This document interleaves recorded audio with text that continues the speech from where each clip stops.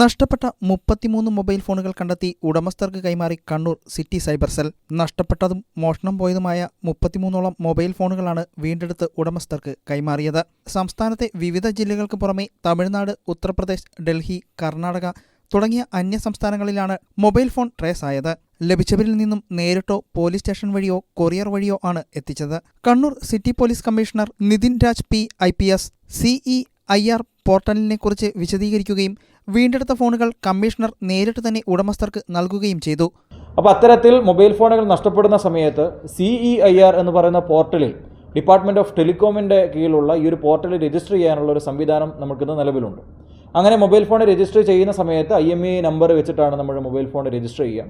അപ്പോൾ അങ്ങനെ 2023 മുതൽ തന്നെ മിസ്സിംഗ് ആയ മൊബൈൽ ഫോണുകളും അതേസമയത്ത് 2025 നഷ്ടപ്പെട്ടു പോയ മൊബൈൽ ഫോണുകളടക്കം ഇന്ന് നമ്മൾക്ക് അതിൻ്റെ യഥാർത്ഥ ഉടമസ്ഥയിലേക്ക് ഇന്ന് തിരിച്ചു കൊടുക്കാൻ വേണ്ടി കഴിയുന്നുണ്ട്.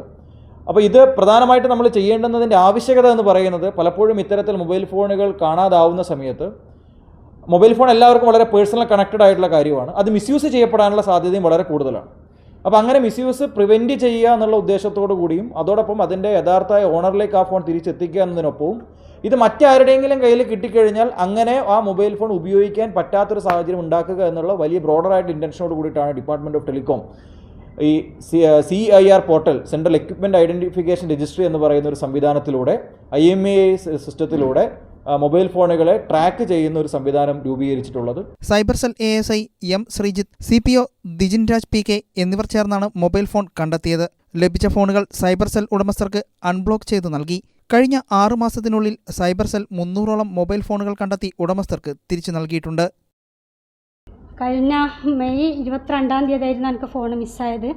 പക്ഷേ ഇവിടെയുള്ള പോലീസ് ഓഫീസറുടെ ഒക്കെ കഠിന പ്രയത്നം കൊണ്ട് എനിക്ക് ജൂൺ 20-ാം തീയതി എനിക്ക് ഫോൺ തിരിച്ചു കിട്ടി എന്നുള്ളൊരു സന്തോഷ വാർത്ത വന്നു. പക്ഷേ ആ ഫോൺ എവിടെയോ കണ്ണൂർ വെച്ചെങ്ങാനും ഓണാക്കിയിട്ടുണ്ട്, അത് എവിടെയോ ദൂരെങ്ങാനാണെങ്കിൽ കിട്ടില്ല എന്നും പറഞ്ഞ്.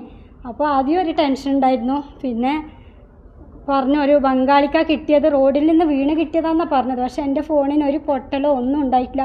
ബംഗാളിക്ക് ഓട്ടോയിൽ നിന്ന് കാലി കയറുമ്പോൾ ഓട്ടോയിൽ നിന്ന് കിട്ടിയതായിരിക്കും എന്ന് ഞാൻ വിശ്വസിക്കുന്നു. അപ്പോൾ ആ വലിയ സന്തോഷമാണ്. അത് നഷ്ടപ്പെട്ടപ്പോൾ വലിയ ഫാക്ട്സ് പലതും അതിലുള്ളതാണ്. അതുകൊണ്ട് തന്നെ വിഷമമുണ്ടായിരുന്നു. എന്നാലും കിട്ടിയേക്കും എന്നുള്ളതാണ്. കുറേ മാസങ്ങൾ കിട്ടിയാലെങ്കിലും കിട്ടുമെന്നുള്ളൊരു പ്രതീക്ഷ ഉണ്ടായിരുന്നു. പക്ഷേ ഇത് വേഗത്തിൽ കിട്ടി. കാരണം 4-ാം തീയതിയാണ് കംപ്ലൈൻറ്റ് ചെയ്തിട്ടുണ്ടാകുക, ജൂൺ 4-നായിരിക്കും. അപ്പോൾ വേഗത്തിൽ തന്നെ കിട്ടി എന്നുള്ളതാണ്. വലിയ സന്തോഷമായി.